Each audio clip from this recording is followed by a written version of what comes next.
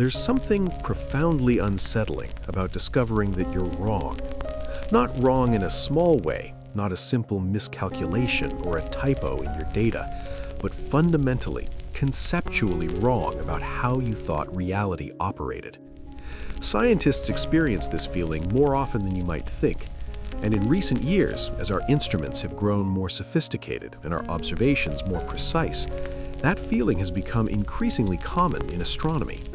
We're finding things that simply shouldn't be there, phenomena that violate our expectations, objects behaving in ways that our best theories cannot accommodate. This isn't a story about speculation or possibility. Every phenomenon I'm going to discuss has been observed, measured, documented, and confirmed by multiple independent teams using different instruments. These aren't theoretical constructs or mathematical abstractions. They're real features of the physical universe that we can point to and say, there it is, and we have no adequate explanation for what we're seeing. What makes these discoveries particularly striking is their diversity. They span different scales, from individual stars to structures billions of light years across. They occur in different regions of the electromagnetic spectrum.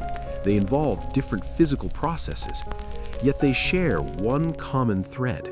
Each one represents a genuine puzzle, a crack in our understanding of how the cosmos operates. Let's begin with something that happened nearly 50 years ago, an event that lasted barely more than a minute, but has provoked decades of debate and speculation. August 15, 1977, was likely an ordinary day for most people. But in a laboratory at Ohio State University, someone was about to encounter something extraordinary. Jerry Emmon, a volunteer working with the Big Ear radio telescope, was performing his usual routine, reviewing computer printouts from the previous night's observations. The telescope was searching for signals that might indicate technological civilizations beyond Earth. Most nights produced nothing of interest. The printouts showed columns of numbers representing signal intensity, and those numbers were almost always low, consistent with the random background noise of space. Emmon had reviewed hundreds of these printouts. He knew what normal looked like. But on this particular printout, one sequence of numbers stood out dramatically. The signal strength had spiked to values 30 times higher than background noise. The pattern was unmistakable. Something had transmitted a powerful, focused radio signal, and the Big Ear telescope had captured it. Emmon grabbed a red pen and circled the anomalous sequence. In the margin, he scrawled a single word: "Wow." That exclamation became the signal's permanent name, the WOW signal.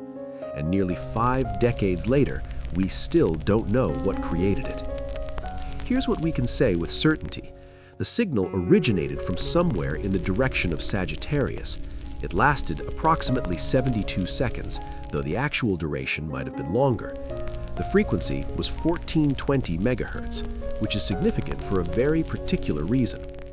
Hydrogen, the most abundant element in the universe, naturally emits radio waves at this frequency. Scientists have long theorized that if an alien civilization wanted to transmit a signal that other technological species might recognize, they would choose a frequency related to hydrogen. It's a universal constant, something any civilization with radio technology would eventually discover. Using this frequency would be like speaking a cosmic lingua franca. The Big Ear telescope had a particular design feature worth understanding. It used 2 receivers positioned to scan the same region of sky approximately 3 minutes apart. This redundancy was built in deliberately, allowing researchers to confirm that any interesting signal wasn't just an instrumental glitch. The WOW signal appeared on the first receiver.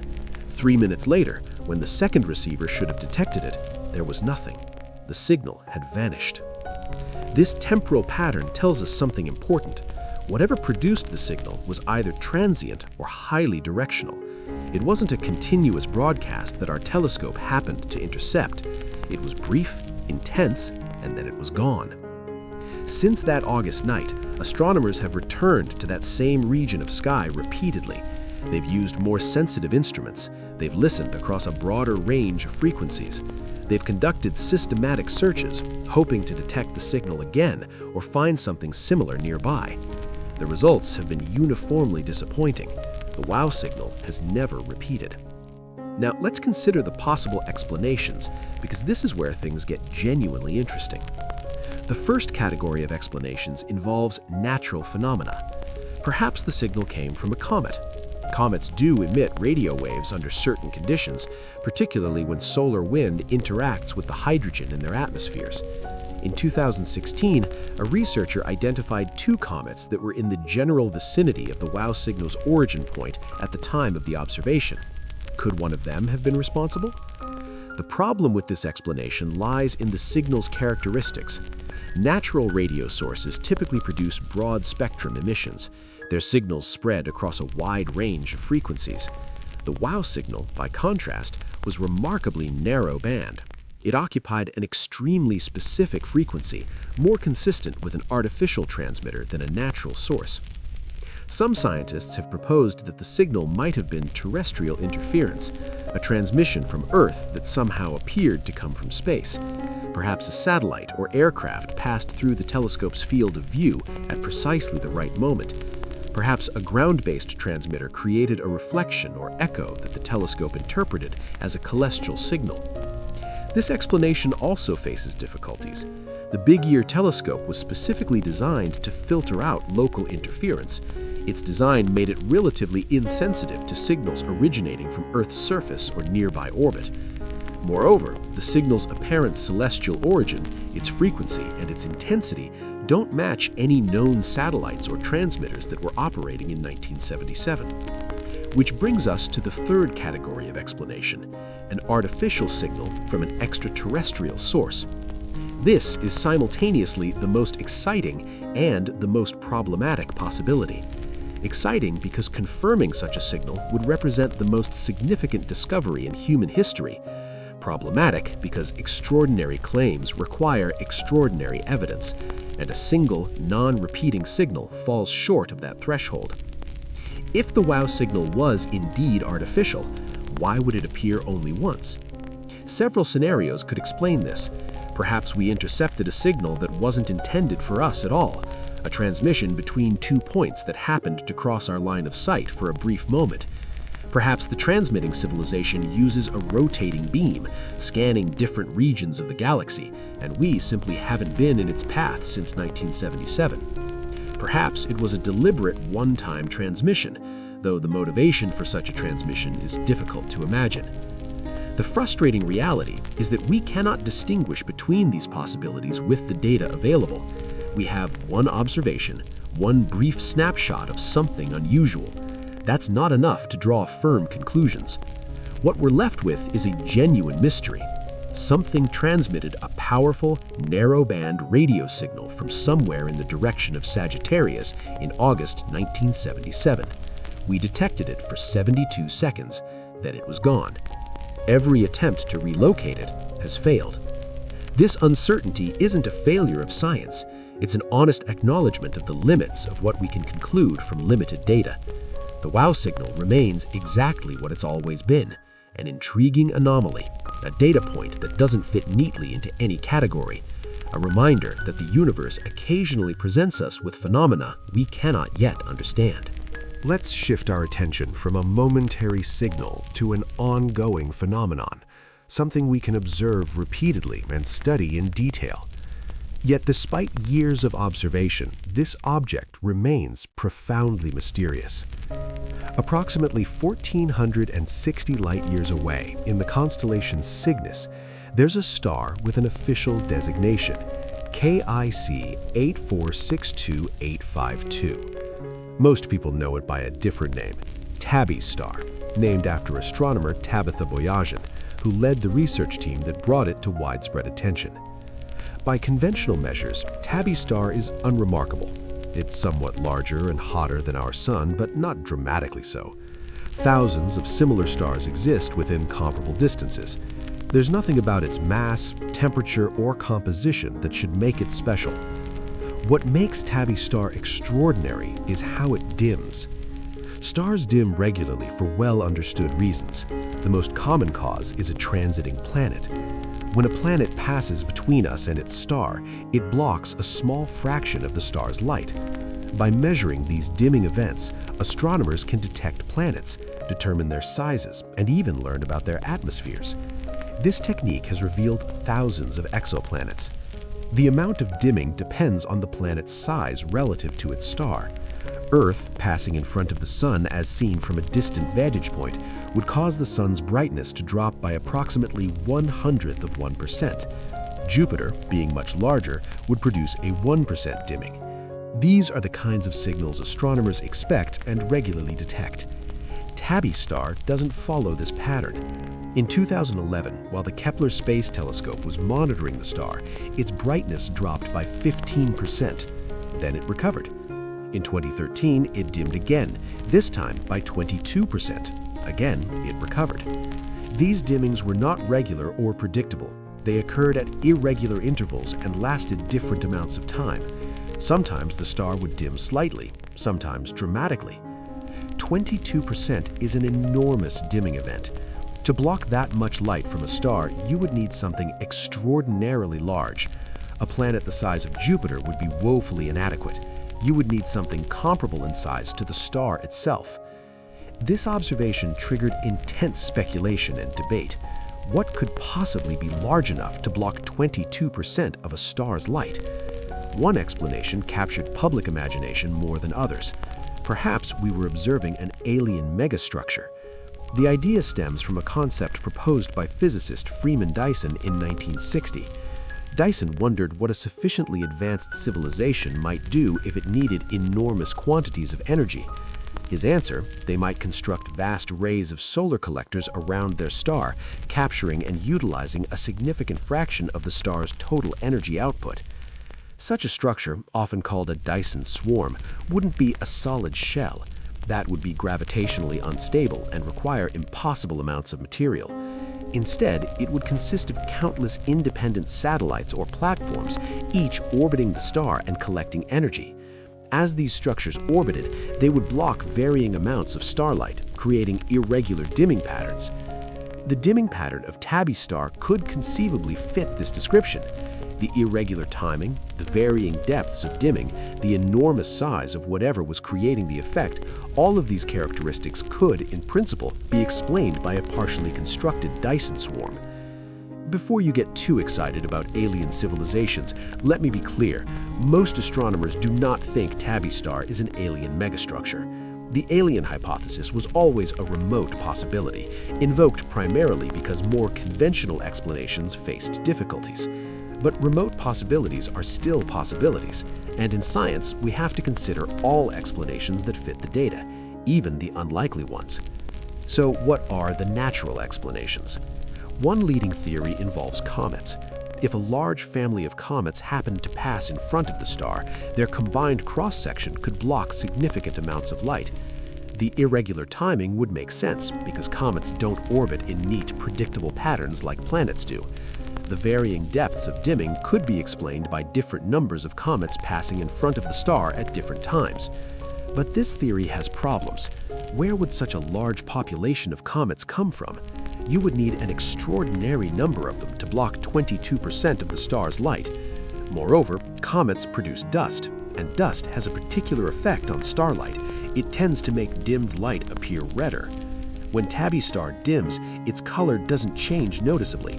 The light remains the same color whether the star is bright or dimmed, which is inconsistent with dust being the primary cause. Another theory suggests a recent collision. If two large planetary bodies smashed together near the star relatively recently, the debris cloud could create irregular dimming as it gradually disperses. Collisions like this do happen in planetary systems. We've observed their aftermaths around other stars. However, collisions produce heat. The debris from a massive collision would glow in infrared light. When astronomers looked for this infrared signature around Tabby star, they didn't find it. There's no evidence of the warm dust that a recent collision would produce. In 2017, astronomers caught Tabby star dimming again and managed to observe the event across multiple wavelengths simultaneously. This revealed something important. The dimming was more pronounced at shorter wavelengths. Blue light dimmed more than red. This wavelength dependence is exactly what you would expect from dust. Small dust particles scatter blue light more efficiently than red light. It's the same physical phenomenon that makes Earth's sky appear blue. So dust does seem to be involved. But this creates a new puzzle. Where is this dust coming from, and why is there so much of it?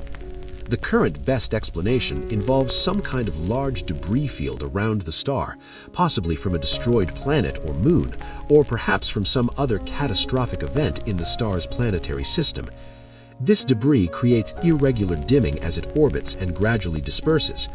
This explanation accounts for many of the observations, but it's not entirely satisfying. The full picture remains unclear. We don't know what catastrophic event might have created such a large debris field. We don't know why this star, out of the hundreds of thousands that Kepler observed, is the only one showing this particular behavior. Tabby's star continues to dim in unpredictable ways. We've now been observing it for well over a decade. The phenomenon is real, reproducible, and thoroughly documented. Yet we still cannot provide a complete, satisfying explanation for what we're seeing. This is what makes it such a compelling mystery. It's not that we have no ideas, we have several plausible ideas. It's that none of them quite fits all the observations. Something about our understanding of stellar systems, or dust dynamics, or planetary catastrophes is incomplete. Tabby's star is showing us that gap in our knowledge. In 2019, a team of astronomers using the Australian Square Kilometre Array Pathfinder made a discovery that should have been impossible. They found perfect circles in space. Actually, that's not quite accurate. They found circles in radio waves. When they pointed their radio telescope at certain regions of the sky and processed the data, circular structures appeared.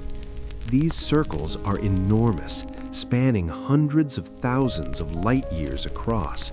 They're nearly perfect in their symmetry, and they exist in a part of the electromagnetic spectrum that's invisible to our eyes. The astronomers called them odd radio circles, or ORCs. The name is appropriately descriptive. They are odd, they are circular, and they exist in radio wavelengths. Here's what makes them particularly strange. When you look at the same regions of sky in visible light, you see relatively normal elliptical galaxies. There's nothing obviously unusual about these galaxies. They're not actively forming stars at extraordinary rates. They don't have obviously active supermassive black holes. They appear in visible light to be ordinary galaxies going about their ordinary galactic business.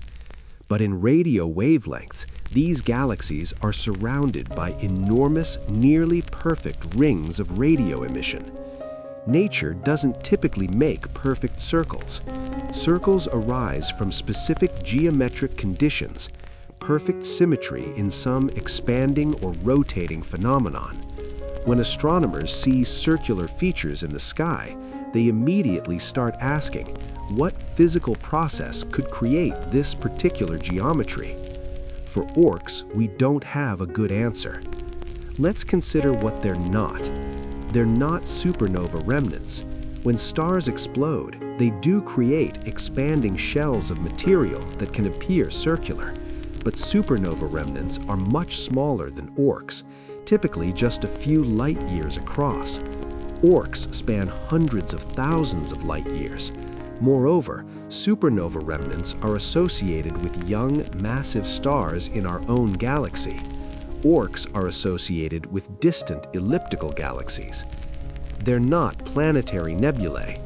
When sun-like stars die, they sometimes shed their outer layers in spherical shells that can appear circular. But planetary nebulae are even smaller than supernova remnants, and they're definitely not hundreds of thousands of light years across. They're not radio galaxies. Some galaxies have powerful jets of material shooting out from their central supermassive black holes. These jets can create extended radio structures, but the galaxies at the centers of ORCs don't show the characteristics of active galactic nuclei. They're not producing powerful jets. The radio emission doesn't have the morphology typical of radio galaxies. So what are they? One possibility is that they're shock waves from massive explosions in the central galaxies. If a galaxy went through a period of extraordinarily intense star formation, or if its central black hole suddenly became active and then quiet again, it might produce a blast wave that propagates outward through intergalactic space. This shock wave could heat gas and create radio emission, forming an expanding spherical shell. Over millions of years, this shell would grow to enormous size, which could explain the scale of orcs.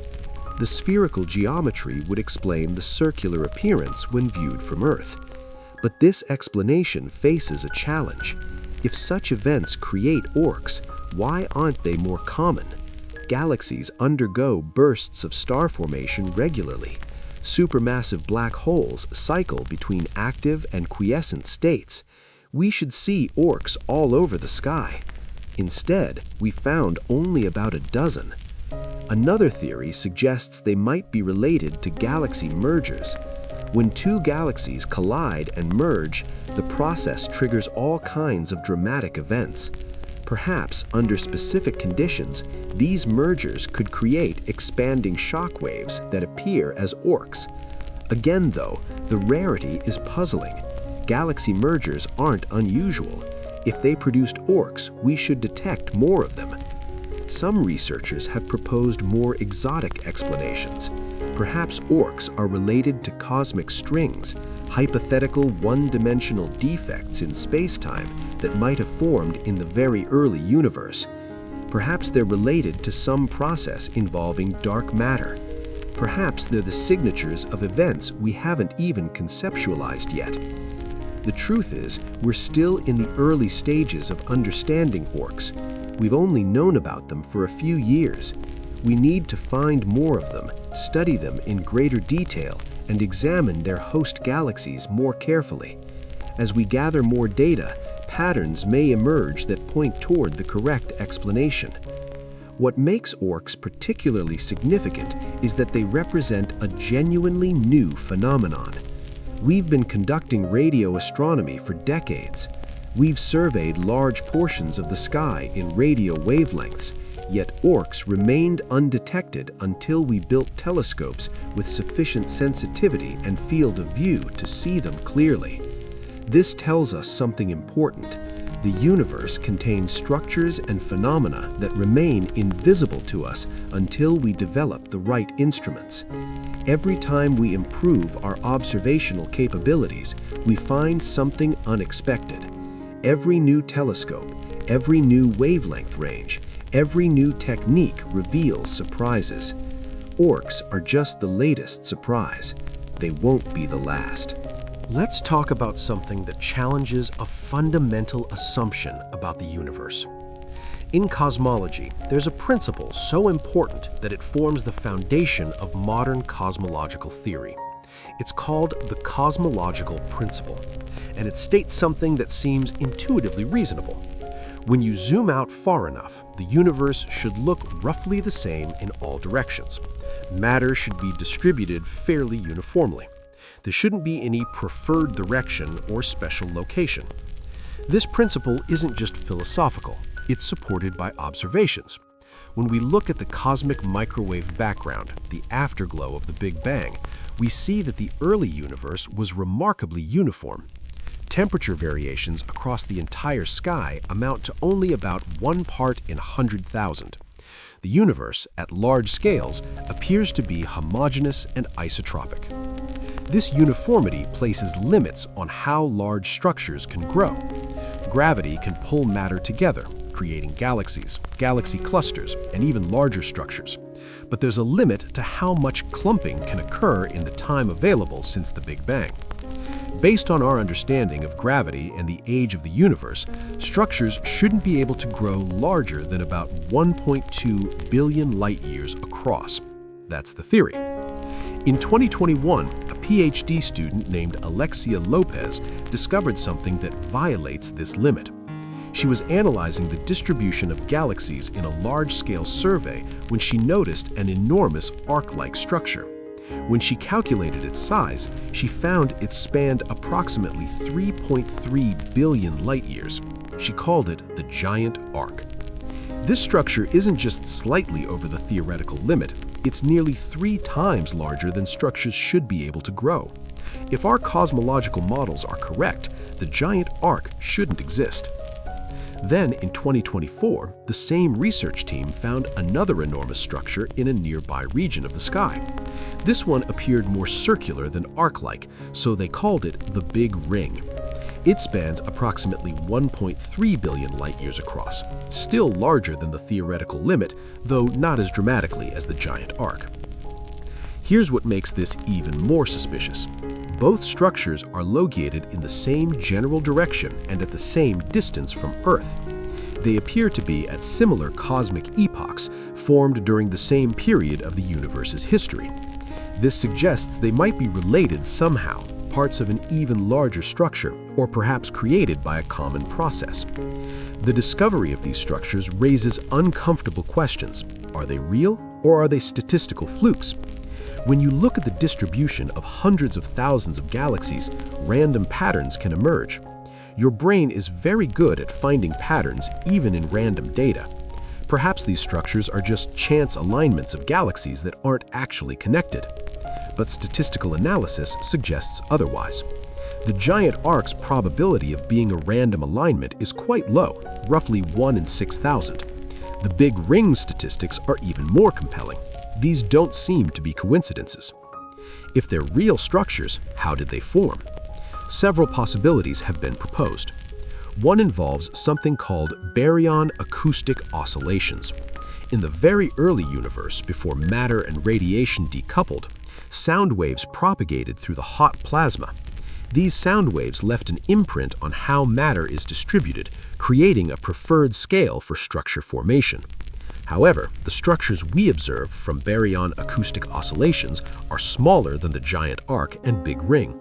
This explanation doesn't quite work. Another possibility involves cosmic strings, those hypothetical one-dimensional defects in space-time I mentioned earlier. If cosmic strings exist, they could seed the formation of large-scale structures.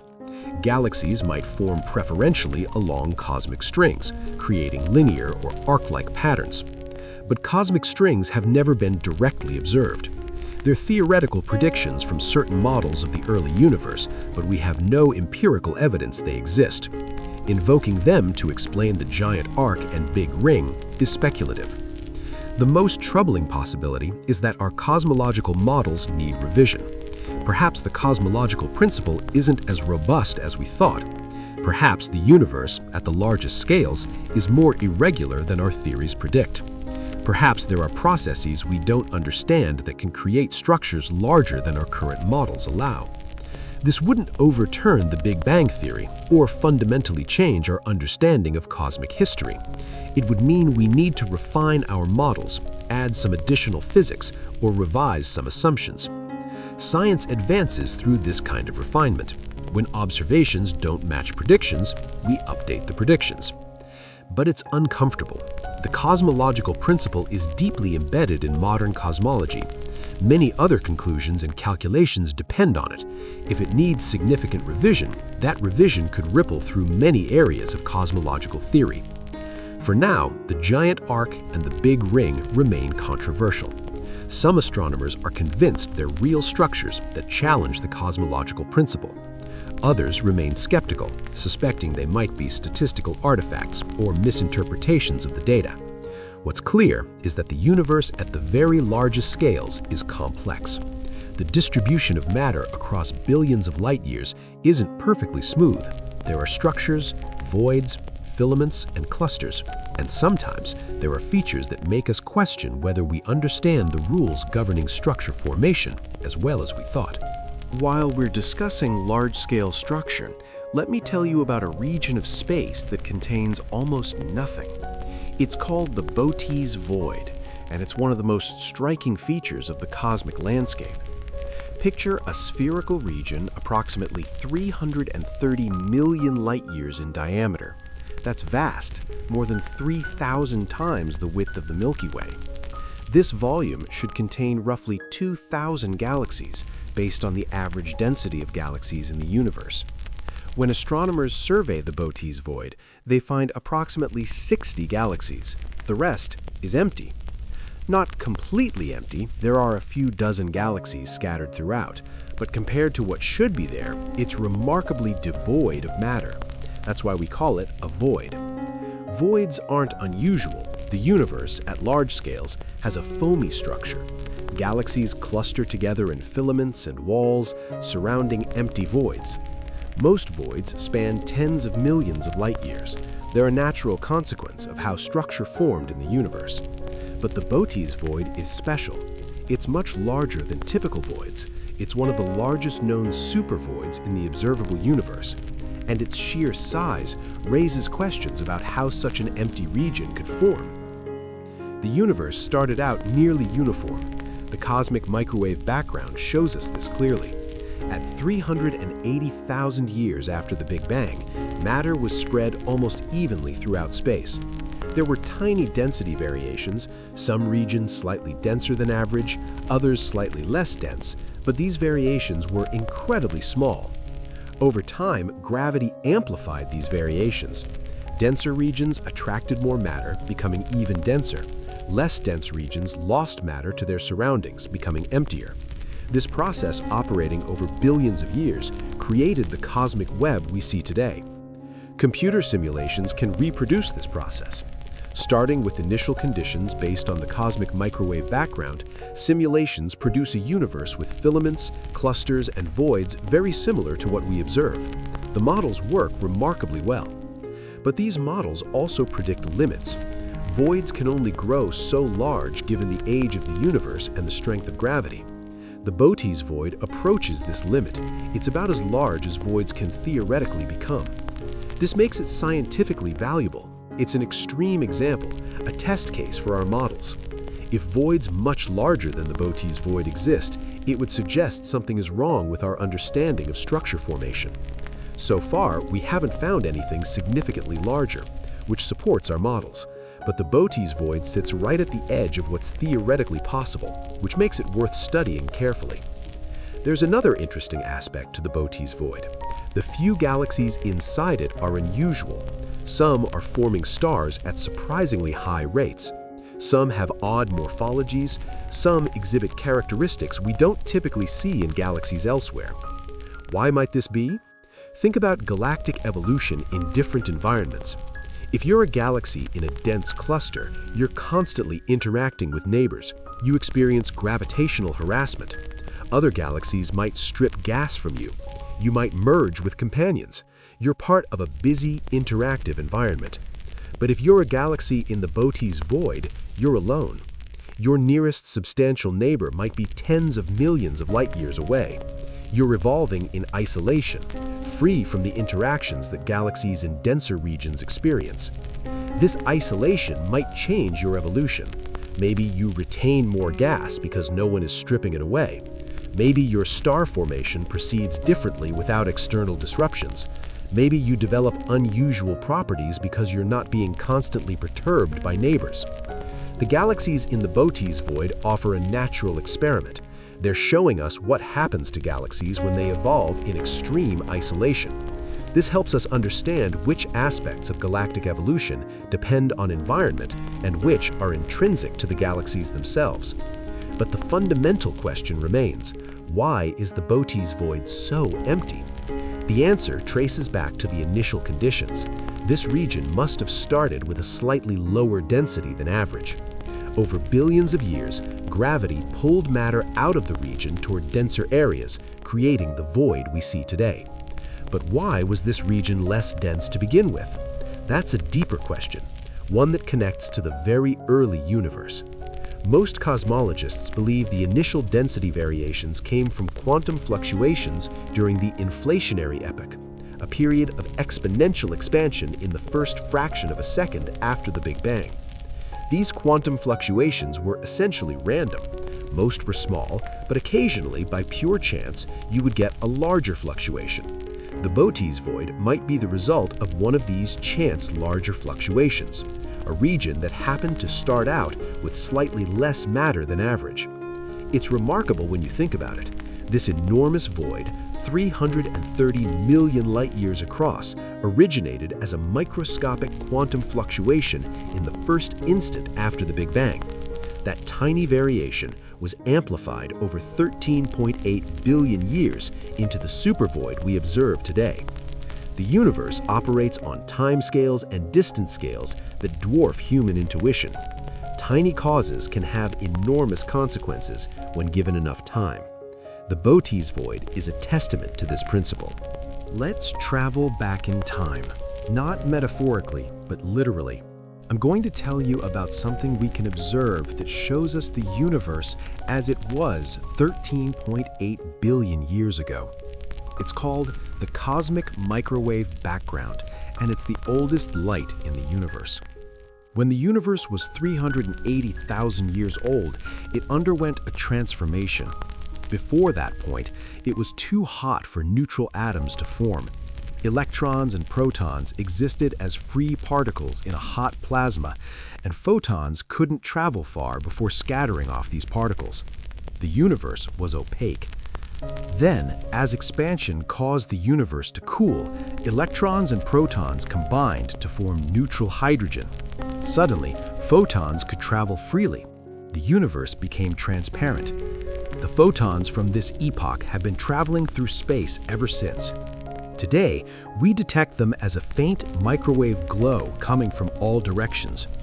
The remarkable thing about the cosmic microwave background is its uniformity. The temperature is the same in every direction to within 1 part in 100,000. This tells us the early universe was extraordinarily smooth and homogeneous. But there are tiny variations. Some regions are slightly warmer, others slightly cooler. These temperature differences are only about 70 millionths of a degree, but they're crucial. They represent the density fluctuations in the early universe that eventually grew into galaxies and galaxy clusters. Satellites have mapped these temperature variations in exquisite detail. The most recent data comes from the Planck satellite, which created a complete map of the cosmic microwave background across the entire sky. When scientists analyzed this map, they found something unexpected. There's a region approximately 10 degrees across that's significantly cooler than expected. This is the CMB cold spot. 10 degrees might not sound large, but in angular terms on the sky, it's substantial, roughly 50 times the apparent size of the full moon. And the temperature deficit is large for cosmic microwave background standards, about 70 millionths of a degree cooler than the average. Here's why this matters. Based on our standard cosmological model, we can calculate the probability of such a large cold region appearing by chance in the cosmic microwave background. The probability comes out to roughly 2%. 2% isn't impossible. If you ran the universe 100 times with random initial conditions, you'd expect to see a cold spot like this in about 2 of those universes. We only have 1 universe to observe, so maybe we just happen to live in one of the 2%. But 2% is low enough to make cosmologists uncomfortable. It suggests the cold spot might not be a random fluctuation. It might indicate something special about this region. Several explanations have been proposed. The most straightforward involves a supervoid, a large empty region between us and the cosmic microwave background in this direction. If photons pass through such a void, they can lose energy through a process called the integrated Sachs-Wolf effect. Here's how it works. As photons enter the void, they climb out of a gravitational potential well, losing energy. As they exit the void, they fall into a gravitational potential well, gaining energy. If the universe weren't expanding, these effects would cancel out perfectly. But because the universe is expanding, the void grows larger and less dense while photons are crossing it. This means photons gain less energy on the way out than they lost on the way in. The net result is that photons emerge cooler than they entered. A supervoid in the direction of the cold spot could, in principle, explain the temperature deficit. And indeed, astronomers have found evidence of a large void in that direction. However, calculations suggest this void can only account for part of the cold spot's coldness. You would need an extraordinarily large void to explain the full effect, and we don't see evidence of such an enormous void. A third possibility ventures into more speculative territory. Some cosmological models involve multiple universes. In certain versions of inflation theory, our universe is one bubble in an infinite foam of universes. If another universe bubble collided with ours during the inflationary epoch, it would leave a distinctive signature in the cosmic microwave background, a circular region with anomalous temperature. Could the cold spot be evidence of such a collision? It's an exotic idea with no supporting evidence beyond the cold spot itself, but it demonstrates how perplexing the cold spot is. Scientists are willing to consider multiverse collisions because conventional explanations struggle to account for what we observe. A third possibility is that the cold spot is simply a statistical fluke. Rare events do occur. With a 2% probability, the cold spot is unlikely but not impossible. Maybe we just happen to live in a universe where this unlikely feature exists. The challenge is that we can't run the experiment again. We have one cosmic microwave background to observe. We can't create 100 universes and see how many of them have cold spots. We're stuck with a single data point, the universe we inhabit. This makes it difficult to assess the significance of anomalies like the cold spot. If we had multiple universes to compare, we could say with confidence whether the cold spot is truly anomalous or just natural variation. Without that comparison, we're left with probabilities and uncertainties. As of now, the CMB cold spot remains unexplained. It might be caused by a supervoid, though probably not entirely. It might be a statistical fluke, though that feels unsatisfying. It might hint at exotic physics involving multiverses or other speculative concepts. What's certain is that it exists. It's a real feature in the map of the cosmic microwave background, documented by multiple satellite missions. It's larger and colder than our models predict it should be. And until we develop a convincing explanation, it stands as one more reminder that the universe contains features we don't fully understand. Now, let me tell you about a star that appears to violate the laws of nuclear physics. The star has a proper name, Przybylski's star, named after the astronomer who first studied it in detail. Its official designation is HD 101065, and it's located about 370 light-years away in the constellation Centaurus. By most measures, it's an ordinary star. It's slightly larger and more luminous than the Sun, but not exceptionally so. Thousands of similar stars exist in our galaxy. What makes Przybylski's star extraordinary becomes apparent when you analyze its light spectrum. Every element produces characteristic patterns in starlight, absorption lines at specific wavelengths. By examining these patterns, astronomers can determine what elements exist in a star's atmosphere. When astronomers examined Przybylski's star, they found something that shouldn't be there: technetium. Technetium is unique among elements. It has no stable isotopes. Every form of technetium is radioactive, and they all decay relatively quickly on cosmic timescales. The longest-lived isotope, technetium-98, has a half-life of about 4.2 million years. That sounds like a long time, but it's nothing compared to the age of stars. Przybylski's star is probably several billion years old.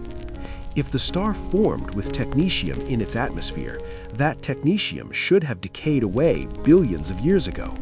Yet, when we observe the star's spectrum, technetium is clearly present. We can see its absorption lines. The star also contains promethium, another radioactive element with no stable isotopes. Promethium decays even faster than technetium. Its longest-lived isotope has a half-life of less than 18 years. These elements should not exist in any significant quantity in a star as old as Przybylski's star. Yet they're there, and they've been detected consistently since astronomers first studied the star's spectrum in the 1960s. So where is this technetium coming from? Several explanations have been proposed, though none is entirely satisfactory. The first possibility is that the star is somehow creating these elements on its surface through nuclear reactions we don't understand. Perhaps there's an unknown process that can synthesize technetium in the relatively cool outer layers of the star. This seems unlikely. We have a thorough understanding of nuclear physics. The temperatures and pressures in a star's atmosphere aren't sufficient for the kinds of nuclear reactions that would create technetium. Such reactions require conditions found deep inside stars or in supernova explosions, not in stellar atmospheres. Another possibility is that technetium is being brought up from the star's interior. Perhaps nuclear reactions deep inside the star are creating technetium, and convection currents are carrying it to the surface. But this explanation also faces problems. The star's interior isn't hot enough to produce technetium through standard stellar nucleosynthesis. The nuclear reactions that occur in stars like Przybylski's star don't create elements like technetium. A third, more speculative idea involves super-heavy elements. In theoretical nuclear physics, there's a concept called the island of stability. The periodic table extends far beyond the heaviest elements we've discovered.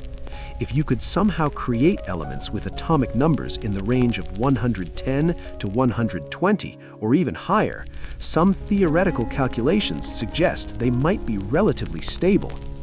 If such super-heavy elements exist, and that's a big if, they might undergo decay chains that produce technetium and promethium as intermediate products. So Przybylski's star might contain super-heavy elements that slowly decay, continuously replenishing the supply of technetium and promethium. This is highly speculative. We've never observed super-heavy elements in nature. We've created a few in particle accelerators, but they decay almost instantly. The island of stability is a theoretical prediction, not an established fact.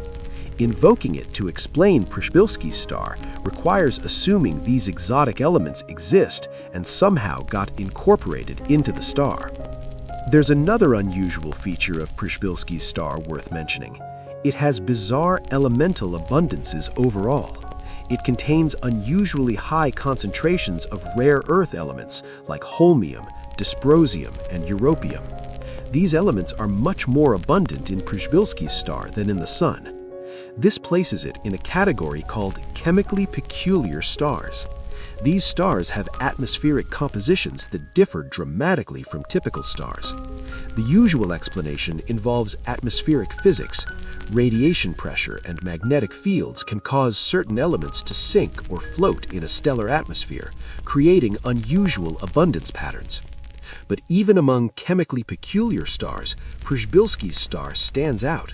Its abundance patterns are more extreme than almost any other known star, and the presence of short-lived radioactive elements makes it unique. Some astronomers have wondered whether the star might have a companion, perhaps a neutron star or white dwarf, and whether material from this companion might be falling onto Przybylski's star, bringing radioactive elements with it. But observations show no evidence of a companion. The star's motion through space doesn't show the wobble we'd expect from an orbiting partner. As of today, Przybylski's star remains a mystery. For more than 60 years, it has shown technetium and promethium in its spectrum. These elements should have decayed long ago, yet they persist. Either there's a nuclear process we don't understand, or the star contains exotic matter, or our observations and interpretations are somehow flawed. None of these possibilities is particularly satisfying, which is precisely why Przybylski's star continues to fascinate astronomers. It's a star that appears to break fundamental rules, and we still don't know how or why. On October 19, 2017, astronomers detected an object moving through the inner solar system. Initial observations suggested it might be a comet or asteroid, But as more data accumulated, they realized this object was profoundly different from anything they'd seen before. They named it Oumuamua, a Hawaiian word meaning scout or messenger. It was the first confirmed interstellar object to pass through our solar system, an object that originated around another star, traveled through interstellar space, and happened to cross our path. Oumuamua came from the direction of the constellation Lyra, passed through the inner solar system, and was already heading back out toward interstellar space when we detected it. We only had a few weeks to study it before it became too faint and distant to observe. What we learned during those weeks was both fascinating and puzzling. First, its shape. Based on how its brightness varied as it tumbled through space, astronomers calculated that Oumuamua was extremely elongated. The best estimates suggested a length-to-width ratio of about 10:1. It was either cigar-shaped or possibly pancake-shaped, depending on the exact geometry. This is unusual. Most asteroids and comets are more irregular or roughly spherical. An elongation ratio of 10:1 is rare in natural objects. It's possible, elongated asteroids do exist, but it's uncommon. Second, its surface. Oumuamua appeared reddish in color, similar to some objects in the outer solar system. This suggested its surface had been exposed to cosmic rays for a long time, which gradually reddens surface materials. Nothing unusual there. But Oumuamua showed no signs of a coma. When comets approach the sun and heat up, ice on their surfaces vaporizes, creating a visible cloud of gas and dust called a coma. It's the defining characteristic of comets. Oumuamua passed well inside Mercury's orbit, close enough to the sun that any surface ice should have vaporized, yet no coma appeared. This suggested Oumuamua wasn't a typical icy comet. Perhaps it was more like an asteroid, composed primarily of rock or metal. Then came the really strange observation. After Oumuamua passed the sun and was heading back out of the solar system, astronomers noticed its trajectory didn't quite match predictions. It was accelerating slightly more than it should have based on gravity alone. When you calculate an object's trajectory, you account for the gravitational pull of the sun and planets. These forces are predictable and well understood. Based on gravity alone, astronomers could predict exactly where Oumuamua should be at any given time. But it was moving slightly faster than expected. Something was pushing it in addition to gravity. For comets, this is normal. Evaporating gas creates a rocket effect, pushing the comet slightly. This non-gravitational acceleration is well documented and thoroughly understood for comets in our solar system. But Oumuamua didn't have a visible coma, so what was pushing it? One possibility is that it was outgassing, but at levels too low to produce a visible coma. Perhaps small amounts of gas were venting from the surface, creating thrust without enough dust to see. Some observations suggested there might be very faint traces of gas, though this remains uncertain. Another possibility involves radiation pressure. Every object in the solar system experiences a slight push from sunlight.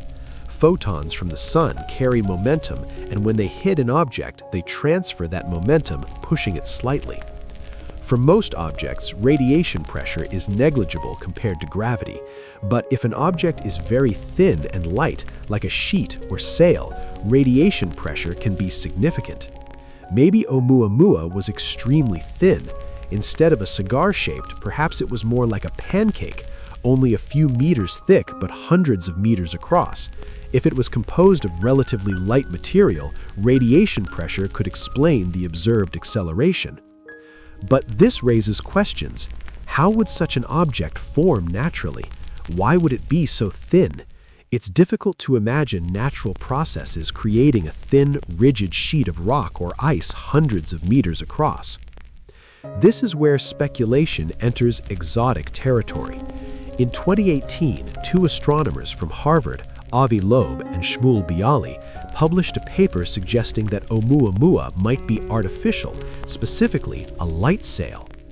A light sail is a thin, reflective sheet designed to be pushed by starlight. It's a concept for spacecraft propulsion that's been studied for decades.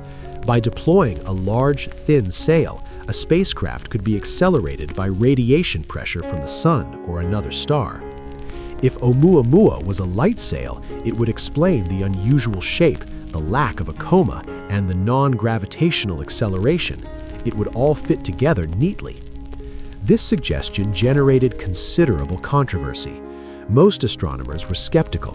The alien hypothesis should always be the last resort in astronomy, invoked only after all natural explanations have been exhausted. And there were natural explanations for Oumuamua, even if they required some unusual assumptions. Loeb argued that we should at least consider the possibility. If Oumuamua was artificial, it would be the most significant discovery in human history. The fact that it's unlikely doesn't mean we should dismiss it without consideration. Science requires us to follow the evidence wherever it leads, even to uncomfortable conclusions. But most astronomers think Oumuamua is natural, probably a comet with unusual properties that made it behave strangely. Maybe it was something more. We'll probably never know. What's certain is that interstellar objects pass through our solar system occasionally. The galaxy contains trillions of asteroids and comets that have been ejected from their home systems. They drift through interstellar space, and some of them, by pure chance, pass through our solar system. We can detect them now, and every one we detect teaches us something about planetary systems around other stars. Every interstellar visitor is a sample from another part of the galaxy, delivered to us for study. Oumuamua was the first. There will be many more. In June 2018, telescopes around the world detected a bright transient event in a galaxy 200 million light-years away. They assigned it the designation AT2018 COW. The COW part is just random letters from an automated naming system, but it became the event's popular nickname. Initially, astronomers thought it might be a supernova. Supernovae are exploding stars, and they're detected regularly. We observe dozens of them every year. They're one of the most dramatic events in the universe, but they're also well understood. We have detailed models of how different types of supernovae work. But as astronomers gathered more data on AT2018 COW, they realized it was different from any known type of supernova. First, it was extraordinarily bright. It was 10 to 100 times brighter than typical supernovae. Something about this explosion released far more energy than normal stellar explosions. Second, it got bright incredibly fast. Most supernovae take weeks to reach peak brightness as the expanding debris gradually releases energy. AT2018 COW reached peak brightness in just a few days. Then it faded quickly. Within weeks, it had dimmed significantly. Most supernovae remain visible for months as they gradually fade. AT2018 COW was like someone turning on an immensely powerful flashlight for a brief moment and then turning it off again. Third, its spectrum was unusual. It didn't match the spectral signatures of known supernova types. The temperatures were extremely high, and the expansion velocities were enormous. Material was moving at a significant fraction of the speed of light. Astronomers realized they were witnessing something genuinely new. This wasn't a standard supernova. It was a different kind of cosmic explosion. As they searched through archival data and continued monitoring the sky, they found more events like AT2018 COW. These ultra-fast, ultra-bright transients seemed to be a distinct class of phenomena. Astronomers started calling them fast blue optical transients, or FBOTs, because they appear and fade quickly, emit lots of blue and ultraviolet light, indicating high temperatures, and are visible in optical wavelengths. As of now, we've found perhaps a few dozen FBOTs. They're rare, or at least rarely detected, and we still don't fully understand what causes them. Several theories have been proposed. One involves the birth of compact objects. When a massive star dies, its core collapses. If the core is sufficiently massive, it forms a black hole. If it's lighter, it forms a neutron star. This collapse releases enormous amounts of energy. Normally, most of this energy goes into blowing apart the star's outer layers, creating a supernova. But perhaps under certain conditions, the energy is released differently. Perhaps it creates a powerful jet that punches through the star's outer layers and shoots out into space. This jet would create a bright, fast transient that looks different from a normal supernova. Another theory involves tidal disruption events. If a star wanders too close to a black hole, the black hole's gravity can literally tear the star apart. The stellar material then spirals into the black hole, heating up and emitting enormous amounts of energy. Tidal disruption events are known to occur. We've observed them. But most tidal disruptions are slower than FBOTs. They take months to peak and fade, not days or weeks. Maybe FBOTs are a special type of tidal disruption, perhaps involving a small black hole disrupting a white dwarf or neutron star. The different masses and dynamics could create the fast timescale we observe. A third possibility involves collisions between compact objects. Perhaps two white dwarfs collide, or a white dwarf collides with a neutron star. The collision would release enormous energy in a very brief burst, potentially explaining FBOTs. The truth is, we don't know yet. FBOTs are so new that we're still cataloging their properties and trying to understand what they tell us. Each new detection adds information, helping us narrow down the possibilities. What makes FBOTs exciting is that they represent a genuine surprise. Astronomy has been studying stellar explosions for centuries. We've developed sophisticated models of how stars die. We thought we understood the various types of supernovae and other explosive events pretty well. Then AT 2018 COW came along and showed us there are types of cosmic explosions we hadn't anticipated. There are ways for objects to release enormous amounts of energy very quickly that don't fit into our existing categories. This is how science progresses. You develop models based on your observations, you gain confidence in those models, then nature surprises you with something that doesn't fit. That surprise forces you to expand your models, to think about new possibilities, to revise your understanding. FBOTs have forced astronomers to think harder about stellar death, compact object formation, and energetic transients. In the coming years, as we detect more FBOTs and study them in greater detail, we'll likely figure out what causes them.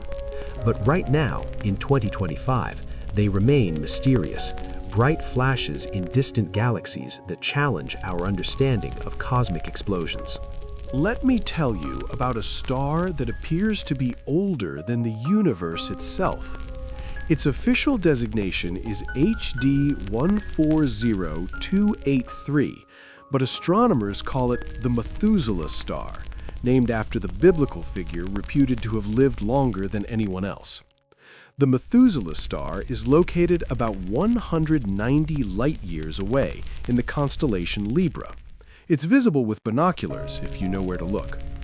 It's an old star, a subgiant, meaning it has exhausted the hydrogen in its core and is beginning to evolve off the main sequence. Stars like this formed in the early universe under conditions different from today. Astronomers can estimate a star's age using several methods. One approach examines the star's chemical composition. The universe started with almost pure hydrogen and helium. Over time, stars have created heavier elements through nuclear fusion and supernova explosions. These heavy elements, which astronomers call metals, regardless of whether they're actually metallic, accumulate over cosmic history. A star with very few metals probably formed early, before many generations of stars had enriched the interstellar medium with heavy elements. The Methuselah star has extremely low metallicity. It contains about 250 times less iron than the Sun. This suggests it formed very early in the universe's history. Another method examines how stars consume their nuclear fuel. Stars fuse hydrogen into helium in their cores. The rate of this fusion depends on the star's mass and composition. By observing a star's temperature, luminosity, and composition, you can estimate how long it's been burning fuel and therefore how old it is. When astronomers applied these methods to the Methuselah star, they got an uncomfortable result. The star's age came out to around 14 billion years, with uncertainties that, unfortunately, overlap with the age of the universe itself. Here's the problem. The universe is approximately 13.8 billion years old. We know this from multiple independent measurements. The cosmic microwave background, the expansion rate of the universe, the ages of the oldest star clusters, they all point to an age of about 13.8 billion years with very small uncertainties. So, how can a star be 14 billion years old in a 13.8 billion year old universe? It can't, obviously. Something about our measurements or our models must be incorrect. But figuring out what is challenging. The uncertainties in the star's age estimate technically allow for it to be as young as about 13.6. Let me tell you about a star that appears to be older than the universe itself. Its official designation is HD 140283, but astronomers call it the Methuselah star, named after the biblical figure reputed to have lived longer than anyone else. The Methuselah star is located about 190 light-years away in the constellation Libra. It's visible with binoculars if you know where to look. It's an old star, a subgiant, meaning it has exhausted the hydrogen in its core and is beginning to evolve off the main sequence.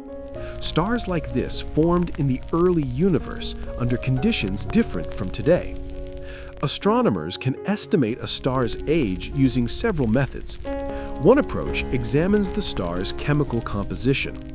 The universe started with almost pure hydrogen and helium. Over time, stars have created heavier elements through nuclear fusion and supernova explosions. These heavy elements, which astronomers call metals, regardless of whether they're actually metallic, accumulate over cosmic history. A star with very few metals probably formed early, before many generations of stars had enriched the interstellar medium with heavy elements. The Methuselah star has extremely low metallicity. It contains about 250 times less iron than the Sun. This suggests it formed very early in the universe's history.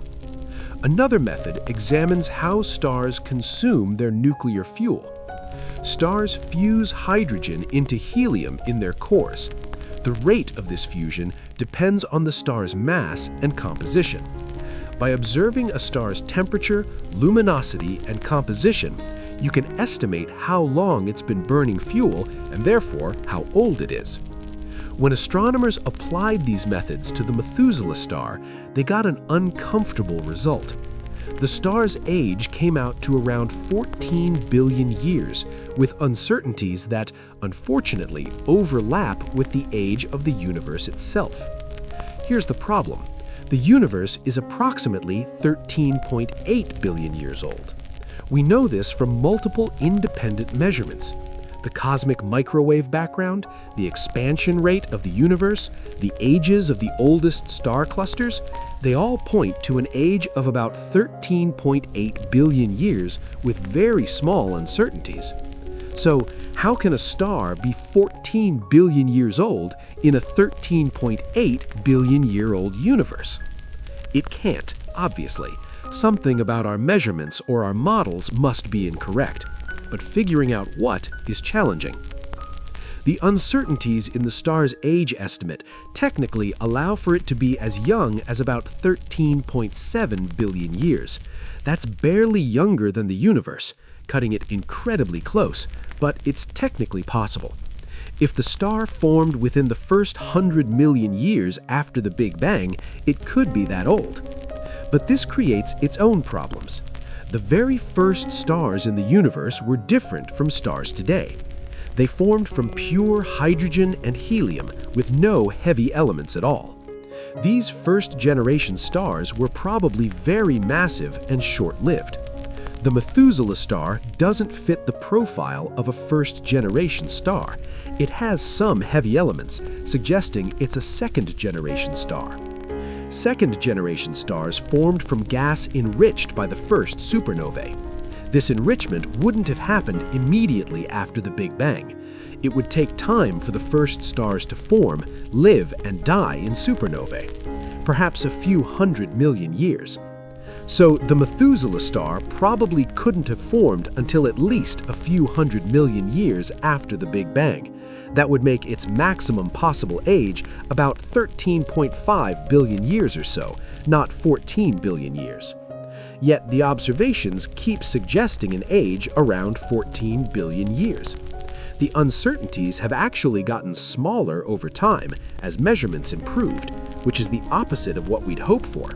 We'd like the error bars to encompass a more comfortable age, but they don't. So what might be wrong? One possibility is that our models of stellar evolution need refinement. Perhaps low metallicity stars like the Methuselah star evolve differently than we think. Perhaps there's some physical process we haven't accounted for that affects how they consume their fuel. If our models are slightly off, our age estimates would be incorrect.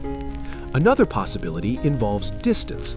Age estimates depend partly on knowing the star's luminosity, and luminosity estimates depend on knowing the distance. Distance measurements have uncertainties. Maybe the Methuselah star is closer or farther than we think, which would change its estimated luminosity and therefore its estimated age. The Gaia satellite has measured distances to billions of stars with unprecedented precision, including the Methuselah star. These measurements have improved our distance estimate, but some uncertainty remains. Maybe a small error in the distance measurement is propagating through to a large error in the age estimate. A third possibility is that we're simply on the unlucky end of a statistical distribution.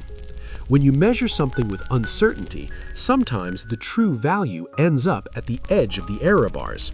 Maybe the Methuselah star is really 13.5 billion years old, and the 14 billion year estimate is just statistical bad luck. As of today, the Methuselah star remains uncomfortably old. Astronomers continue refining their measurements, hoping to resolve the tension between the star's apparent age and the universe's age. But the star hasn't become definitively younger. It remains a puzzle. Of course, the star can't actually be older than the universe. That's impossible. Something about our measurements or our models must be slightly incorrect, but figuring out exactly what is proving difficult. And until we do, the Methuselah star will continue to remind us that measuring cosmic ages is harder than it might seem. All these discoveries might seem disconnected. A radio signal from the 1970s, a star with unusual dimming, giant radio circles, structures that are too large, empty voids, cold spots in ancient light, impossible radioactive elements, interstellar visitors, mysterious explosions, stars that seem too old. What do they have in common? They're all observations that don't fit comfortably into our current understanding of the universe. They're anomalies, outliers, puzzles. Each one challenges some aspect of what we thought we knew. In science, anomalies serve an important function. They reveal the edges of our knowledge. They show us where our models break down or become incomplete. Every major scientific revolution began with anomalies, observations that didn't fit the prevailing theories. In the late 19th century, there were several troubling problems in physics. Mercury's orbit didn't quite match Newton's predictions. The speed of light seemed to be constant regardless of how you measured it. These seemed like separate issues, minor problems that would eventually be resolved within the existing framework. Then Einstein developed relativity and showed that both problems were symptoms of a deeper issue. Space and time were not absolute as Newton had assumed. They were relative, flexible, interconnected. Relativity explained both Mercury's orbit and the constant speed of light in one elegant framework. Could something similar be happening now? Could these various cosmic mysteries be symptoms of some deeper principle we haven't grasped yet? It's possible. Maybe there's a common thread connecting them. Maybe they're all pointing towards some new physics or some process in the universe we haven't understood. Maybe future scientists will look back and see patterns we can't see yet. Or maybe each mystery has its own separate explanation. Maybe the WOW signal was a comet. Tabby's star has unusual dust. ORCs are shock waves from galactic activity. The giant arc is a statistical fluke. Przybylski's star has some unknown nuclear process, and so on. Maybe there's no common theme, just a collection of individual puzzles that happen to be unsolved simultaneously. We won't know until we solve them, but the possibility that they're connected, that they're all clues pointing towards something fundamental we're missing, is exciting. It's what makes this such a fascinating time in astronomy. Let me tell you something about how science actually works, because it's often misunderstood. Science isn't about having answers. It's about asking good questions and being honest about what you don't know. When scientists encounter something they can't explain, the proper response isn't to invent a convenient story or to ignore the observation. The response is to admit uncertainty, to study the phenomenon carefully, and to consider multiple explanations while gathering more data. This approach is fundamentally different from other ways of knowing. In some belief systems, admitting ignorance is seen as weakness. There's pressure to have explanations, even if those explanations aren't well supported. Certainty is valued over accuracy. Science inverts this. Admitting ignorance is honest and valuable. It's the first step toward genuine understanding. You can't solve a problem if you pretend it doesn't exist. The WOW signal exemplifies this. For nearly 50 years, scientists have said, we don't know what it was. We have hypotheses, natural radio sources, alien signals, terrestrial interference, but none of them is completely satisfying. That honesty is valuable.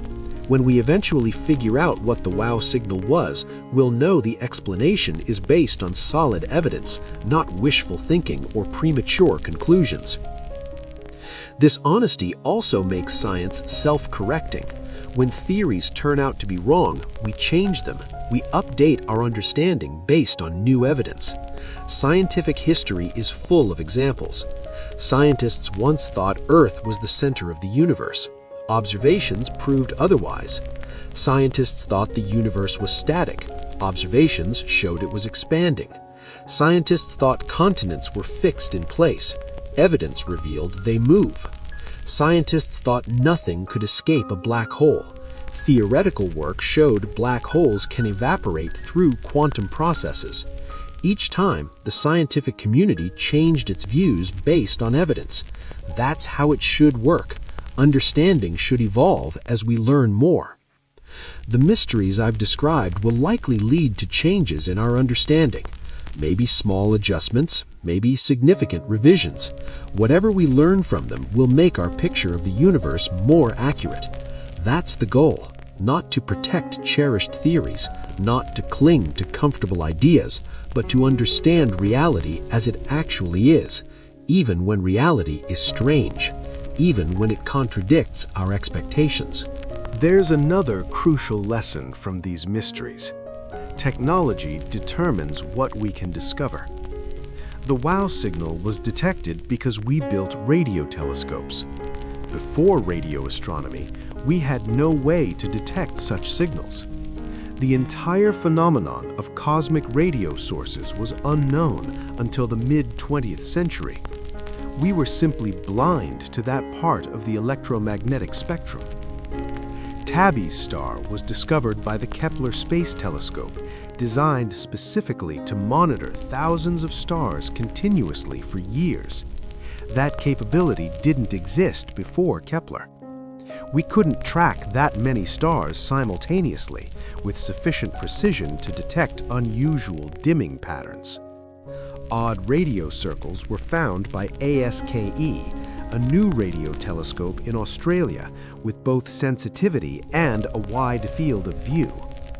Previous radio telescopes missed ORCs, not because they weren't there, but because they couldn't see them clearly.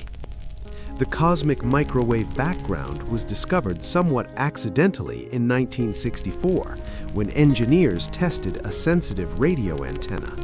They found persistent background noise from all directions. Initially, they thought it was an equipment problem.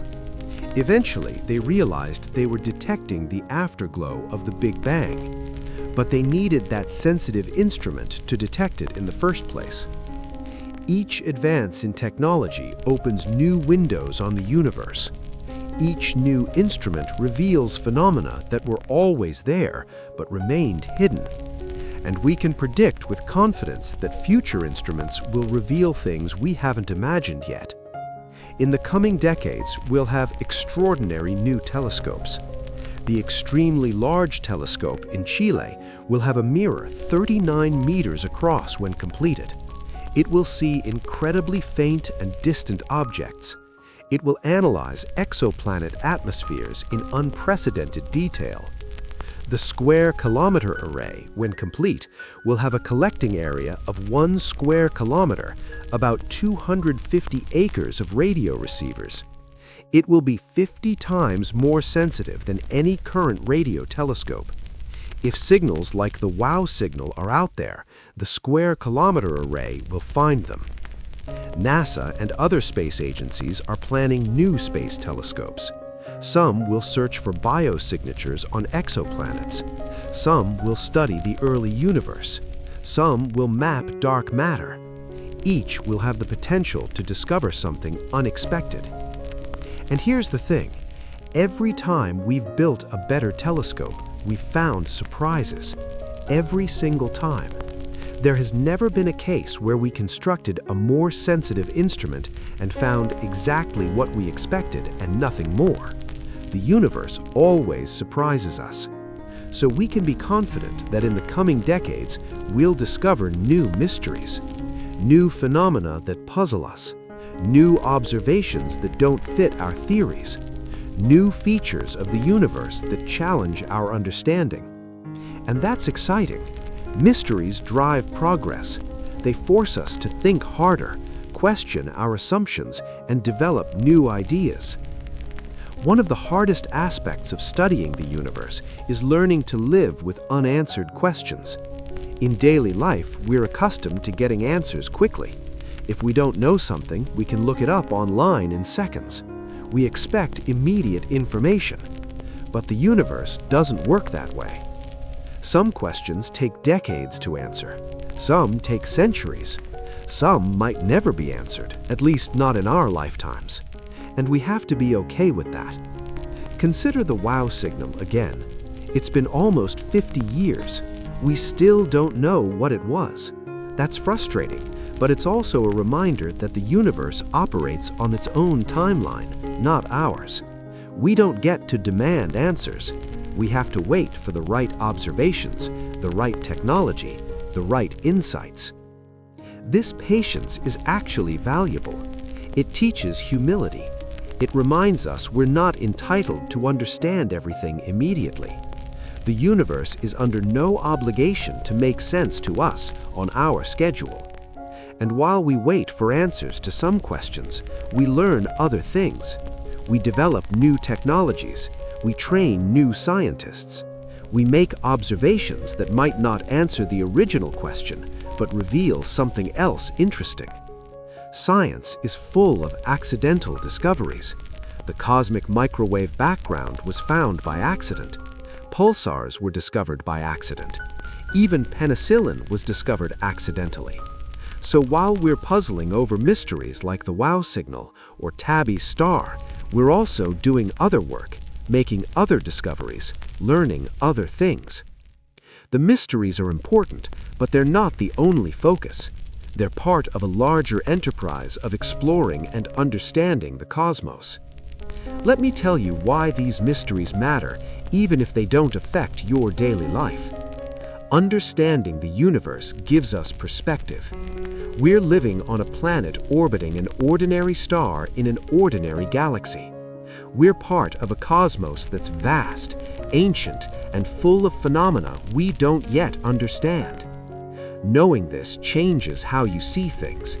The problems that seem overwhelming, the conflicts that feel so important, they're all happening in the context of a universe that contains stars with impossible elements, signals we can't explain, explosions brighter than we thought possible, structures larger than theory allows.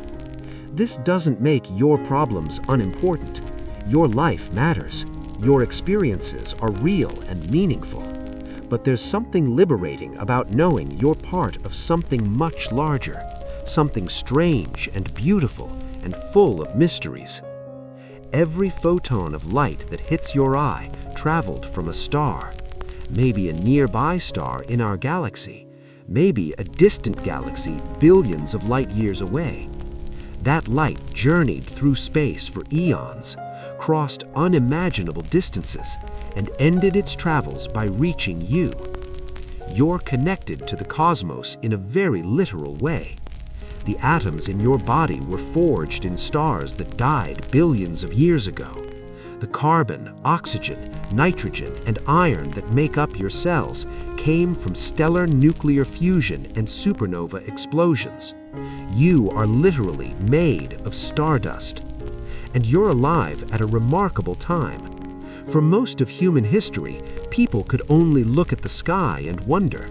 They couldn't measure distances to stars, detect radio signals, or map the cosmic microwave background. We can do all these things. We can discover strange phenomena that challenge our understanding. We can push the boundaries of knowledge. That's an extraordinary privilege. These mysteries, the WOW signal, Tabby's star, ORCs, the giant arc, Przybylski's star, Oumuamua, FBOTs, the Methuselah star, all of them are invitations. Invitations to wonder, to question, to explore. Let me leave you with this thought. Every mystery I've discussed represents something real. These aren't hypothetical scenarios or thought experiments. They're actual observations of the physical universe. The WOW signal happened. Tabby's star is dimming in unusual ways. Odd radio circles exist. These are documented phenomena, measured by instruments, confirmed by multiple observers. And here's what that means. The universe doesn't care about our theories or our expectations. It simply is what it is. When we observe carefully, we find things that surprise us. That's both humbling and exhilarating. Humbling because it shows how much we don't know. Exhilarating because it means there's always more to discover. Science isn't about having all the answers. It's about being honest when we don't know something. It's about observing carefully, thinking critically, and following the evidence wherever it leads. The scientists studying these phenomena aren't embarrassed that they lack explanations. They're excited because mysteries are opportunities. Every unsolved problem is a chance to learn something fundamental about how reality works. Maybe some mysteries will be solved soon. Maybe others will remain unsolved for generations. Maybe some will never be fully explained. That's acceptable. The universe doesn't owe us easy answers. Our job is to observe as carefully as we can, measure as precisely as we can, and try to understand as well as we can. And when we can't explain something, we say so. We admit uncertainty. We keep observing, measuring, and thinking. Because that's how progress happens. Not by pretending we understand everything, but by being honest about what we don't understand. Not by avoiding difficult questions, but by confronting them directly.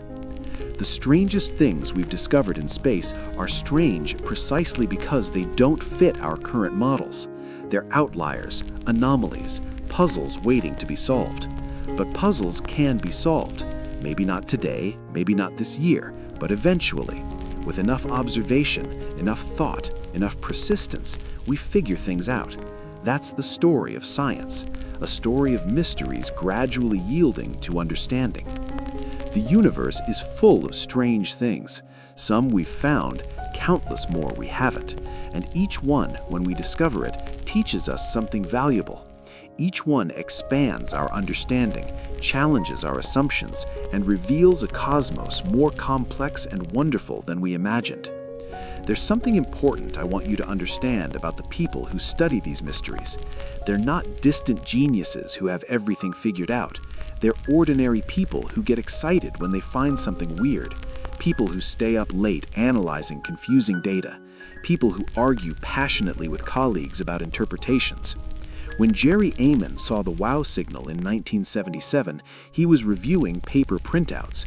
The Big Ear telescope recorded data on continuous paper, printing numbers that represented signal strength.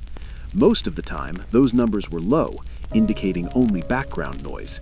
But on that particular printout, there was a sequence of numbers dramatically higher than everything around it. Amon circled the sequence with a red pen and wrote "WOW" in the margin. He was genuinely surprised and excited. That spontaneous reaction became the signal's permanent name. It wasn't an official designation assigned by some committee. It was one person's authentic response to seeing something unexpected. That human element, the surprise, the excitement, the genuine wonder, is still part of astronomy today. When the team studying Tabby's star realized they were seeing something truly anomalous, they worked intensively to try to explain it. When conventional explanations failed, they had to consider unconventional ones, including the alien megastructure hypothesis. That suggestion was controversial. Many scientists criticized it, arguing it was irresponsible to mention aliens when natural explanations might exist. But the scientists who proposed it weren't claiming it definitely was aliens. They were saying they couldn't rule it out based on the data available. That's honest. When you have an observation you can't explain, you must consider all possibilities, even unlikely ones. Ruling things out prematurely is bad science. The alien hypothesis for Tabby's star was always improbable, but it was worth considering because the observations were genuinely puzzling. This is what science looks like from the inside. It's not a smooth process where everyone agrees and everything makes sense. It's messy. People disagree. They debate interpretations. They propose ideas that turn out to be wrong. But through this messy process, progress happens. Someone makes an observation, others work to confirm it, people propose explanations, they test those explanations against data. Some explanations get ruled out, new observations are made. Gradually, understanding emerges. The scientists studying Przybylski's star have been puzzled for decades. They've proposed numerous explanations for the radioactive elements in its atmosphere. None quite works, but they persist. They keep observing. They keep refining models. They keep thinking about possible solutions. That persistence is what drives science forward, not giving up when things are confusing, continuing to work on problems even when answers don't come quickly, trusting that eventually, with enough effort, understanding will emerge. Sometimes it takes a remarkably long time to solve these puzzles. The cosmic microwave background was discovered in 1964. It took decades of observations and theoretical work before scientists fully understood what they were seeing. The detailed maps showing tiny temperature variations came from satellites launched in the 1990s and 2000s. The CMB cold spot was noticed in the early 2000s. It's now 2025, and we've been studying it for over 20 years. We still don't have a definitive explanation. But we haven't given up. We continue observing, continue analyzing, continue thinking about possibilities. Why does it take so long? Several reasons. First, in many cases, we simply lack sufficient data. The WOW signal lasted 72 seconds. We have one observation. It never repeated. That makes it extraordinarily difficult to study. You can analyze that single observation in great detail, and scientists have done so, but there's a limit to what you can learn from one data point. Imagine trying to understand what an animal is based on seeing it once for 72 seconds. You might determine its approximate size and color, maybe you'd observe how it moves, but you couldn't study its behavior, diet, habitat, or life cycle. One brief glimpse is fundamentally limiting. That's the situation with the WOW signal. We need more observations, and so far, we haven't gotten them. Tabby's star presents a different challenge. We have extensive data. We've watched it for over a decade. We've observed it dimming multiple times. We have measurements from multiple telescopes across different wavelengths. The problem isn't lack of data, it's that the phenomenon is complex. Multiple factors might be involved. The dust explanation accounts for some observations, but not others. We need better theoretical models or more targeted observations. For the Methuselah star, the issue is measurement precision. We can measure its properties quite accurately: temperature, brightness, composition, distance. But when we use this data to estimate age, we get an answer that doesn't make sense. The problem is that age estimates depend on multiple measurements, each with some uncertainty. When you combine uncertain measurements, the uncertainties compound. Maybe one measurement is slightly off. Maybe our stellar evolution models have a small error. These small errors could accumulate, making our age estimate too high. But determining which measurement is wrong or where our models need improvement requires very precise observations and detailed calculations. That takes time. Some mysteries require technology we don't yet have. Before space telescopes, we couldn't observe many phenomena clearly. Earth's atmosphere blocks certain wavelengths and distorts others. Space telescopes solved this problem, but they're expensive and take years or decades to build. The James Webb Space Telescope was first proposed in the 1990s. It launched in 2021. That's decades from concept to reality. If solving a mystery requires a specific observation that only a new telescope can make, we might wait decades for that telescope to be built and launched. Other mysteries require theoretical breakthroughs. Sometimes we have sufficient data, but we lack the conceptual framework to understand it. We need someone to develop a new idea, a new way of approaching the problem. Theoretical breakthroughs are unpredictable. They happen when someone has a creative insight, makes an unexpected connection, or questions a fundamental assumption. You can't schedule creativity. You can't mandate that someone will have a breakthrough on a particular date. It happens when it happens. The discovery of dark energy illustrates this. In the 1990s, astronomers measured distant supernovae to determine how much the universe's expansion was slowing down, but they found the expansion was accelerating. This contradicted all theoretical expectations. Initially, maybe scientists suspected an error, but as more data accumulated from independent teams, the result became undeniable. The expansion really was accelerating. But what could cause this?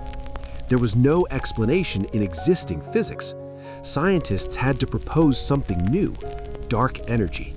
They still don't know what it is, but at least now they have a framework for studying it. That process, from confusing observations to acceptance that something new was needed to the proposal of dark energy, took years. The mysteries I've described are at various stages of this process. Some await more data. Some need better theories. Some might need more precise measurements. Some might need entirely new conceptual frameworks. But all are being worked on. Scientists are observing, measuring, thinking, debating. Progress is happening, even if it's slow. These mysteries teach us something important about how science operates. Science isn't about having all the answers. It's about honestly confronting what we don't know. When we discover something we can't explain, the scientific response isn't to fabricate a story or dismiss the observation.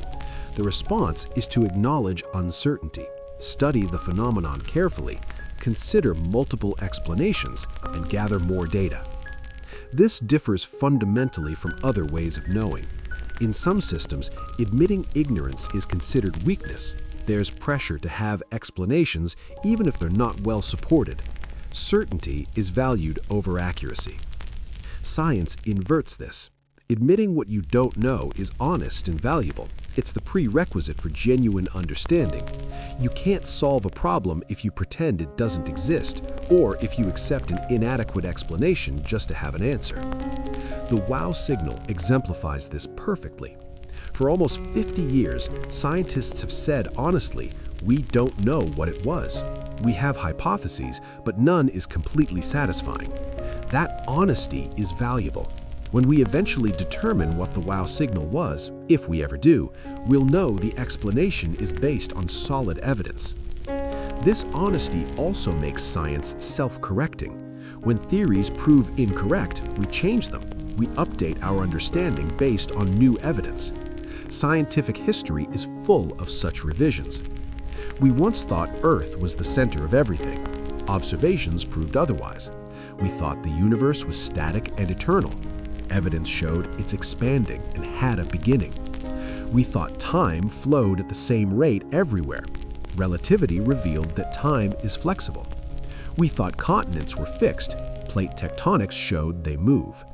Each time, the scientific community changed its views when evidence demanded it. That's how science should work. Understanding evolves as we learn more. The mysteries I've described will likely lead to similar changes. Maybe small adjustments to existing theories, maybe significant revisions, maybe entirely new concepts. Whatever we learn will make our understanding more accurate. That's the goal, not to protect cherished ideas, not to cling to comfortable theories, but to understand reality as it actually is, even when reality is strange, even when it contradicts expectations. We're nowhere near the end of discovery. Astronomy is young. We've been seriously studying the universe for perhaps 400 years, since Galileo pointed his telescope skyward in 1609. 4 centuries sounds like a long time, but the universe is 13.8 billion years old. 400 years is 0.000003% of cosmic history. We've barely begun. Yet, in that tiny sliver of time, we've learned an enormous amount. We've determined what stars are and how they work. We've discovered other galaxies. We've learned the universe is expanding. We've detected gravitational waves, black holes, neutron stars, exoplanets. We've mapped the cosmic web. We've observed the cosmic microwave background. All of this in just 4 centuries. Imagine what we'll discover in the next 400 years, or the next 4,000, or the next 4 million. The universe is full of secrets. Some we've uncovered, many more remain hidden, waiting for the right instruments, the right observations, the right insights. Every time we build a better telescope, we find new mysteries. Every new wavelength we observe reveals structures we didn't know existed.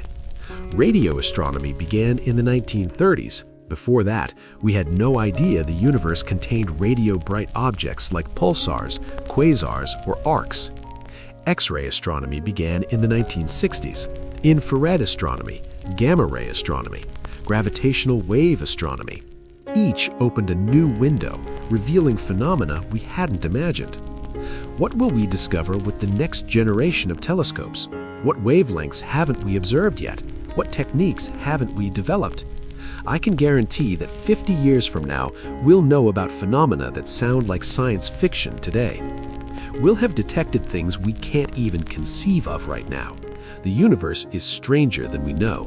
It's probably stranger than we can know given our current technology and understanding. You might wonder why any of this matters.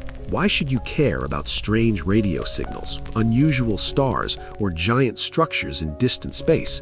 These things don't affect your daily life. You still have responsibilities, challenges, and concerns here on Earth.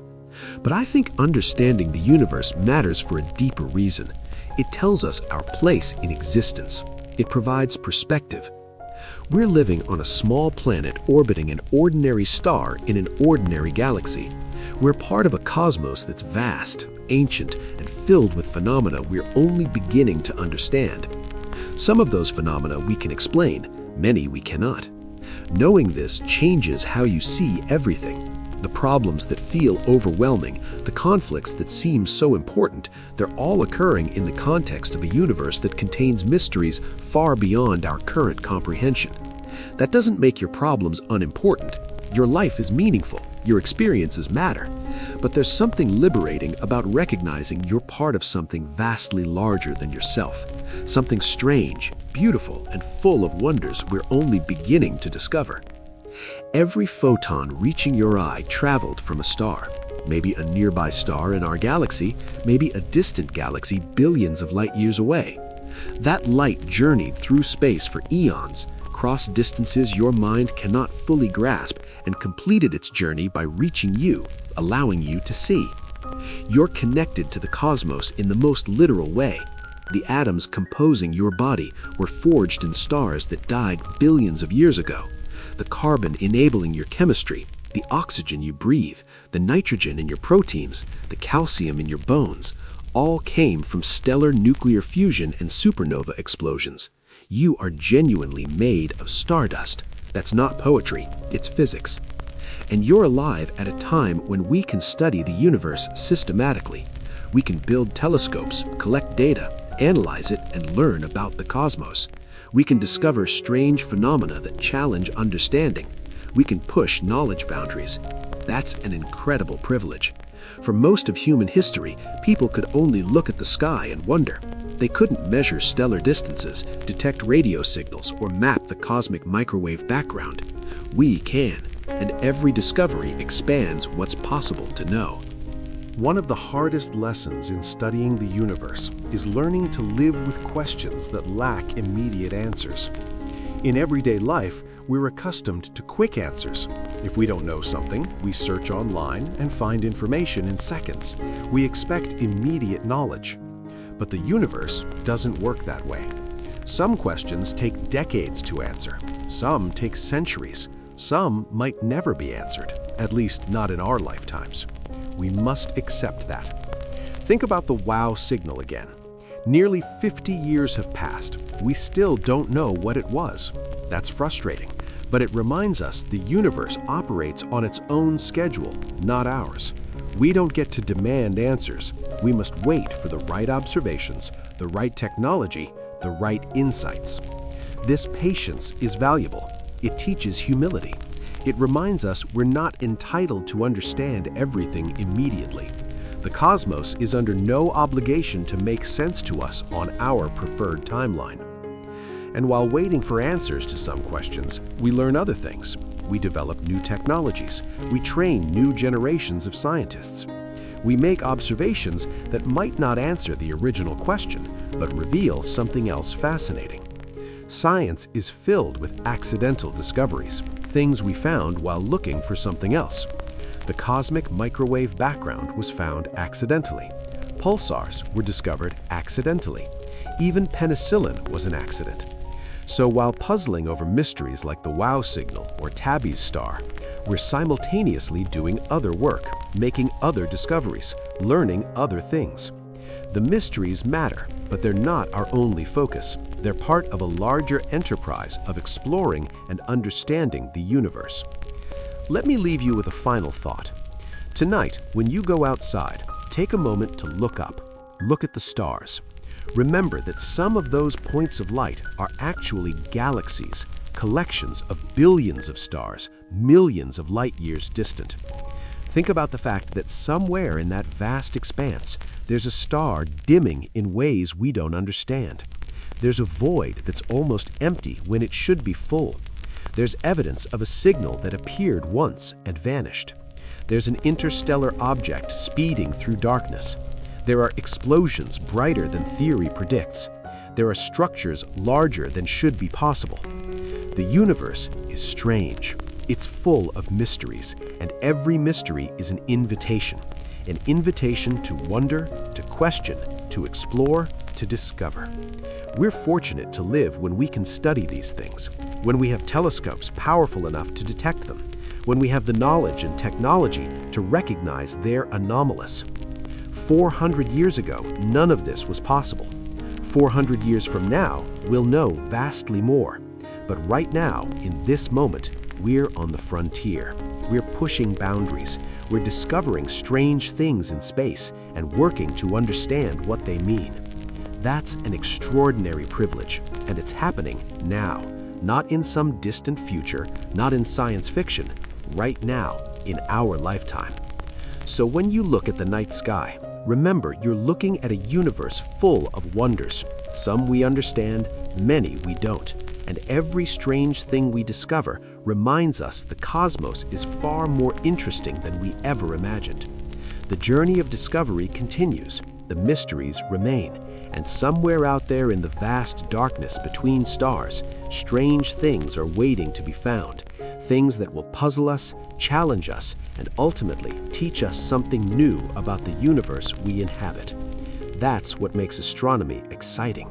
That's why scientists dedicate their lives to studying the cosmos, because the universe is strange, and strangeness is wonderful. Every mystery I've discussed tonight represents something real, something happening right now. The WOW signal occurred. Tabby's star continues its puzzling dimming.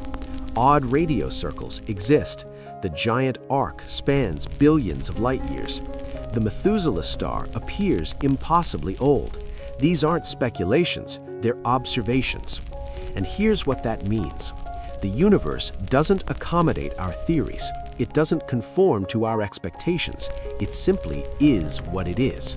When we observe carefully, we find surprises. That's both humbling and thrilling. Humbling because it reveals how much we don't know.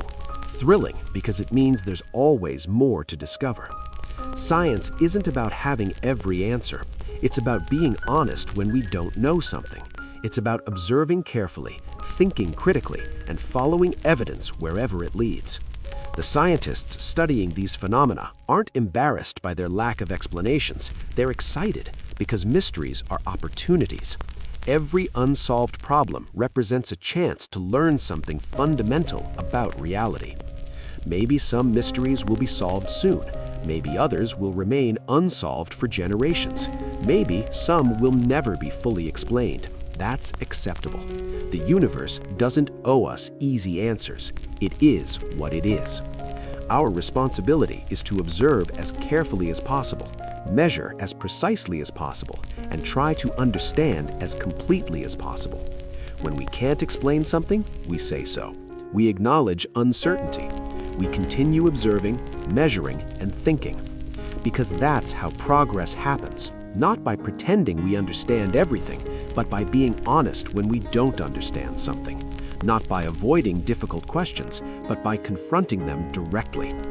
The strangest things we've discovered in space are strange precisely because they don't fit our current understanding. They're anomalies, outliers, puzzles.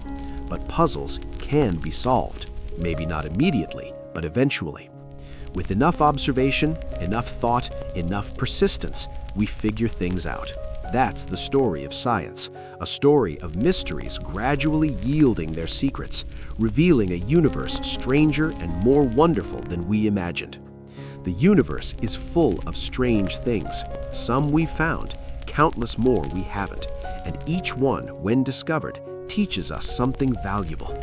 Each one expands our understanding, challenges our assumptions, and reveals a reality more complex and fascinating than we knew. That's the adventure of astronomy. That's why scientists dedicate their lives to studying the cosmos, because out there in the darkness between stars, mysteries are waiting. Strange signals, dimming stars, giant circles, impossible structures, ancient voids, cold spots, radioactive elements that shouldn't exist, interstellar visitors, unexplained explosions, stars older than they should be. These are the things that keep astronomers engaged, not because they're frightened, but because they're fascinated. And if you've stayed with me through this entire exploration, if you've listened to these strange stories, then perhaps you're fascinated too.